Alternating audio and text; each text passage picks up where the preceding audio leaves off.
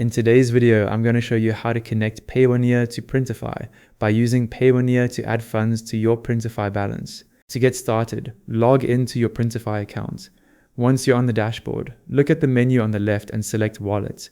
This is where you can manage your Printify balance and payment options for paying order-related charges. Inside the Wallet area, open the Payments or Payment Methods tab, then choose Add Money to begin topping up your balance. Quick side note, for more straightforward Printify tutorials, make sure you subscribe to Ecom Control. Now, select the amount you want to add to your Printify balance, such as $25. After choosing the amount, you'll see the available payment providers. Select Payoneer from the list. Finally, click Continue to Payoneer.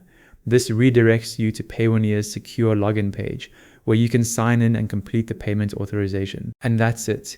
You've connected Payoneer to Printify for adding funds to your Printify balance.